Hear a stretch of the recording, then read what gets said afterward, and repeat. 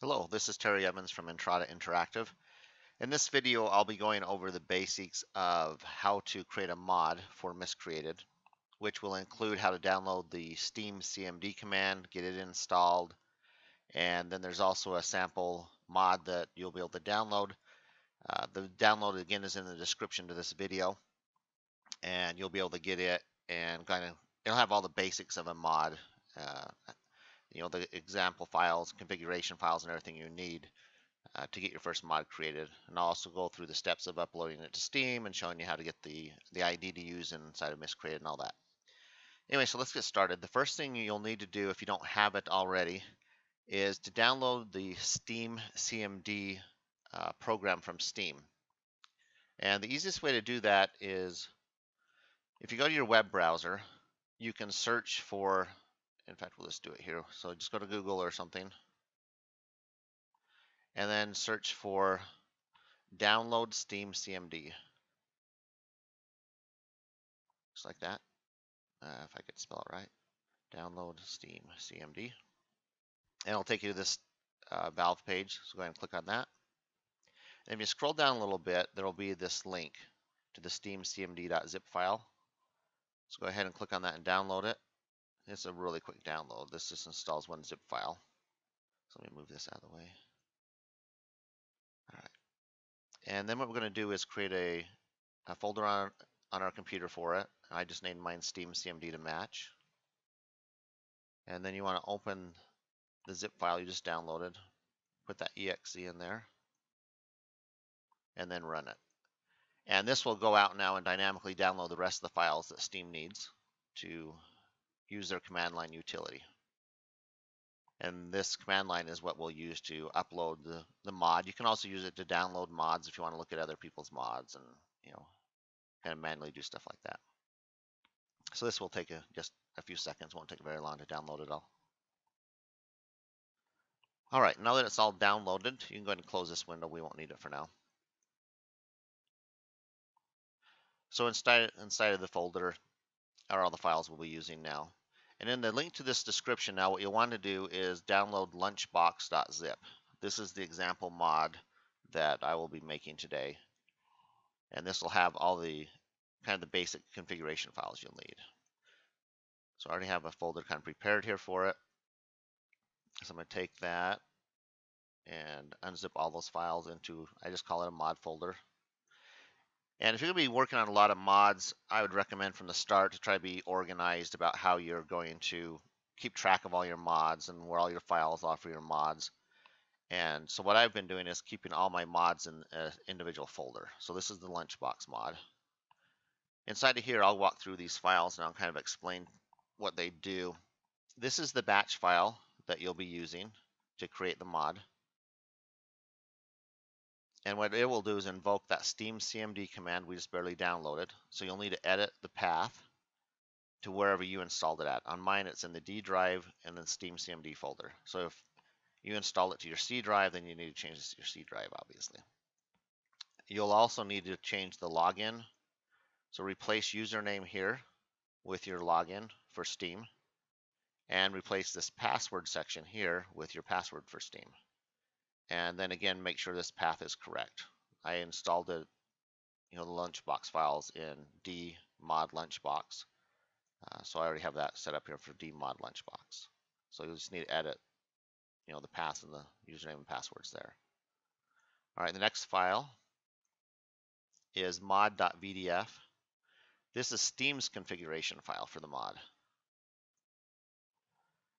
In here, you need to make sure the app ID stays 299740. That's the Steam ID for the game, for Miscreated.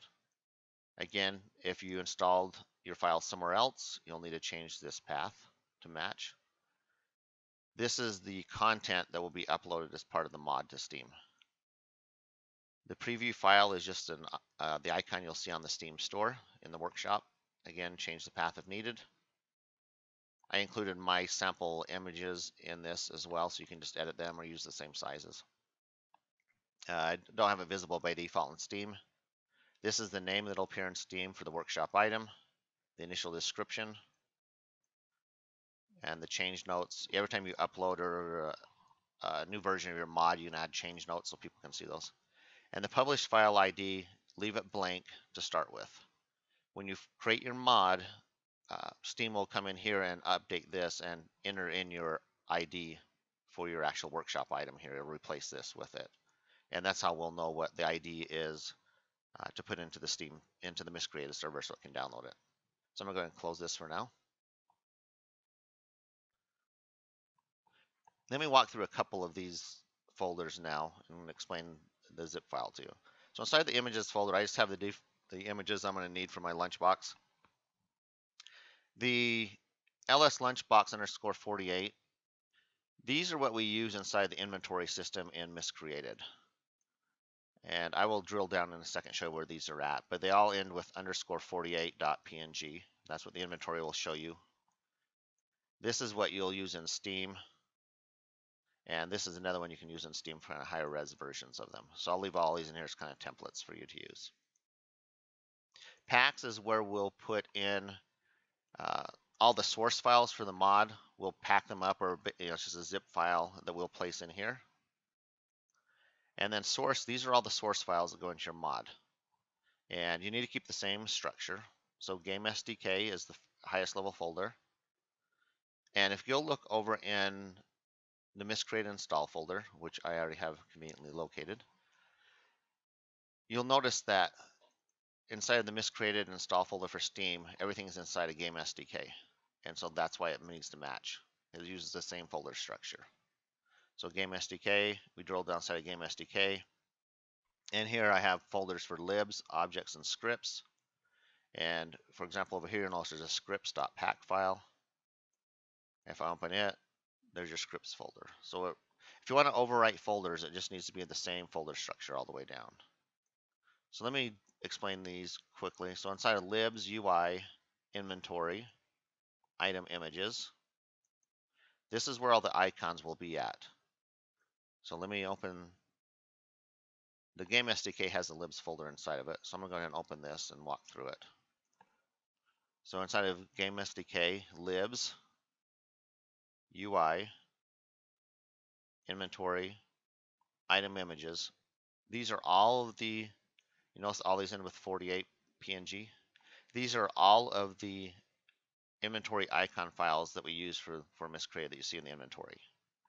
And since we're adding a new item to the game, the lunchboxes will be a new item, then we need to add a new inventory icon for it, because if not, you'll get this little no icon one instead. So for example, if you wanted to replace icons, you would just, inside this folder, the items images folder, you could put icons, you could put new images in here that would overwrite these with this name. If you want to just, test or whatever, that's one thing you could do. All right, let me go back up. So that's the only thing inside the libs folder is just we're going to add a new icon for the item. Then inside the objects, I put objects Lord Snave. Again, I want to keep all my stuff kind of nice and organized, so all my mods I'm going to put inside of one folder. So Lord Snave, and then LSLunchbox for Lord Snave Lunchbox. Inside of this folder, then, these are the CryEngine files essentially. This is the model file. The CGF is the model for the lunchbox, and then the DDS are all the textures for it that it uses, and then the MTL is the material file. And these are what you'll be creating in your Photoshop. You'll create your TIFF images for your textures and everything, and kind of go through that process. I'm not going to go into the details of how you create models and textures in this video. This just kind of shows you what how you upload everything to create a mod.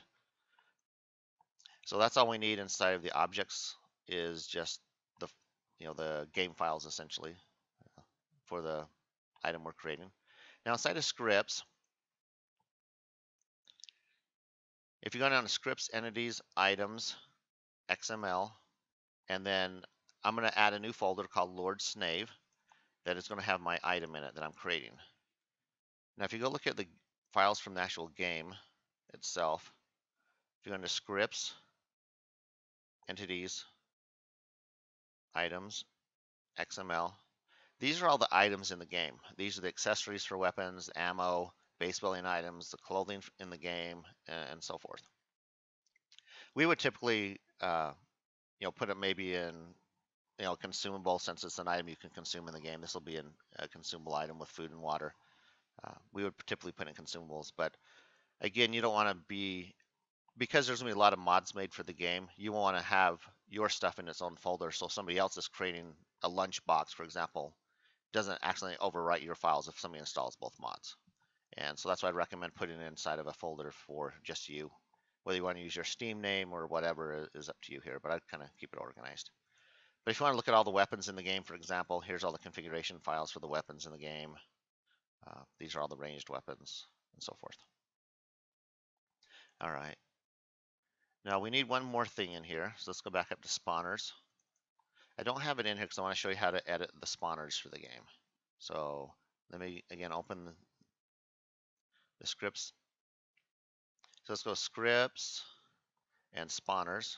So this controls what spawns in the game, are these spawners. So what I'm going to do is I'm going to actually edit the item spawner manager. So I'm going to copy that in, because anything in my mod is going to overwrite the default files. And then I'm going to edit this file. So what I want to do for this example is I'm going to search for random food, is what it's called.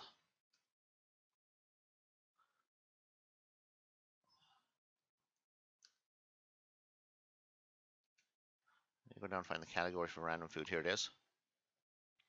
So we have, and I think Marco is going to go over this in a video. He's going to show you how we kind of lay out levels. But we have these spawners in the game that says this is what you spawn at this location. And one of those will be a random food item. And so what I'm going to do is go in here and change this. And I'm going to add it, my lunchbox here. So I'm going to copy the line, and I'm going to change this line here to be my LS Lunchbox item that we're creating. And all of these percents need to add up to 100. So what I'm going to do is change mine to spawn 20% of the time from this spawner. And I'm going to reduce this one by 20. There. So now 20% of the time that there's a random food spawner in the game, it's going to spawn my lunchbox item. So I'm going to go ahead and save that now. And then what I want to do is I'm going to go back down into my lunchbox entity. And so the name of it is LSLunchbox, capital LSL. And so it has to match. So this has to be the exact name. And then if we edit this and look at it, this name also needs to match. So LSLunchbox. And in this case, it's a consumable, so I have to put the word consumable here. There's special code to run consumable items. I'm going to step through this just quickly so you can understand what's in this configuration file. This is the item definition file. It's done in XML inside of CryEngine. So inside of here, this sets the mass for the item. Selectable just means you can't hold it in your hand. It's set to 0, which means false. Mass is 1 kilogram. The display name is what you'll see if you hover the mouse over, and also the get prompt inside the game will say amalgamated lunchbox now. The description will be in the tooltip. It has a little additional description there. And then the geometry for it, the CGF, this matches objects, Lord Snave, LS Lunchbox, and then this CGF name right here. So it's inside of objects, Lord Snave, LS Lunchbox, Lunchbox underscore CGF. That's the name of it. And then these are the consumable parameters for this item. There are a lot of, if you go look at the other items inside the scripts folder, I showed that a minute ago when you drilled down, I showed the folder with all the items in. If you go look around in there, there's a lot of examples you'll be able to use of, different consumables and weapons, and you can start kind of tweaking with those and playing with those. But for this particular item, I'll just step through these. You can consume it partially, which means you can basically take bites of the item. And this is the total amount of food you can get from this item, and this is the total amount of drink or water you can get from this item. And then this is the sound that plays each time you eat or consume it. There's a soft sound and a hard sound for crunchy stuff. Again, you just kind of start looking through the examples. And this is the storage location, the player's inventory where this item can go. The any means it can go in any slot, the inside of backpacks and so forth. For weapons, a lot of times this is say primary or secondary if it's restricted on where you can store it at, for example. All right, so I'm going to close these. So this is everything that we need to have for a mod. So let me go all the way back up here to my top folder. Now the way you need to get this packaged up for Steam is once you have all the source files you need, then you'll want to come in here and just right click on this, and you want to create a zip file for it of everything that's in that folder. And then everything inside of CryEngine uses a pack file, a PAK file. So I'm going to rename this to lunchbox.pak.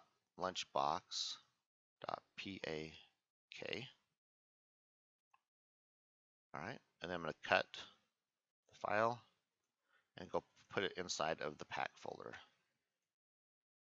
Okay.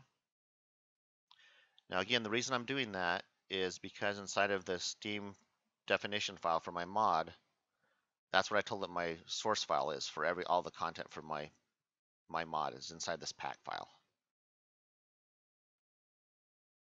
All right. Now I need to upload it to Steam, and so in order to do that, I'm going to run my mod.create bat file. And again, just a quick reminder, you'll need to go in here and make sure that this is updated with your information. If not, it will not work. I'm running mine in a separate window here because it will show passwords and so forth. Oh, so before I do this, actually, let me go out and show you my workshop page for me on Steam. So right now, the only thing I have out here is this test mod that I created. Let me go ahead and refresh this. All right, so there's no other mods here yet. All right. All right, so I'm running the mod.create bat file. Now, if you have two-factor authentication turned on, which I do, then as part of the process, it'll ask you for your two-factor code. So each time you upload your mod or edit your mod, you will have to type in your two-factor authentication code. And this is the first time I've ran it, so it's prompting me here, so that's fine. I'll let it access the internet. It's being a little bit slow for some reason. And this will allow you to manually update the description and images and all that type of stuff if you want to. Again, I'm not quite sure why Steam's being slow.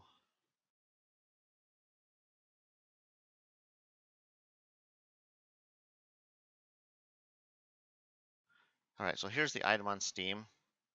Steam's been a little bit slow for me this morning, so I'll probably have to do a little bit of cutting of this video. But anyway, you can now go in and edit the title and description if you want to manually do that, add more information here. Again, I think it would be a good idea to kind of be extra verbose here. If it's a consumable item, for example, add how much food and water it gives the players, just so players eventually, when they're looking through mods, can figure out which ones they want. And then you'll notice there isn't an image yet, so you can add images. And then mod, Lunchbox, images, and pick this 1280 by 720 image and upload that. All right, there's the image. So now let's go back and refresh. And now there's the image of the lunchbox. So that's how you create a mod. And then the other thing you want to do is change the visibility of it here. It's public. I'm not sure why it's public by default, but it is. You can change it to where only your friends can see it, or it's hidden if you want to do that. I'm sure there's a lot of tutorials on how to do all this stuff, but anyway, that's the basics of it. And then if you look up here in your URL now, this is they call it content ID, but this is the Steam Workshop item identifier. And if we go look now in our mod.bdf file, it has now been updated with the same number. And this is the number you will actually use on the Miscreated server. There's that Steam_UGC line that got added in update 1.0.2. And so if you set it equal to this number, then the server will download and install this mod on the server, and then any clients that connect will have to download and install it as well. And so that's why you just tell it which mods you want to install on the server. I hope this is a good overview of how to get a mod up and running in Miscreated. It's a little bit, a little bit of a lengthy video. I apologize, but there's a lot of steps kind of involved there. It's a pretty simple process once you've done it a time or two. The only thing will be kind of figuring out how the Miscreated files work, the item files. I'd recommend if you have any questions about those, like if you want to edit a weapon or add a weapon, to ask those on our Discord. That'll be the best place to get some responses and answers on that, or any other unique items you want to create, or any other mods in general. Just feel free to ask on there. Well, I hope you enjoyed this video. We'll be doing some more videos in the future of other mods and other ways to create levels and such for the game. Thank you for your time.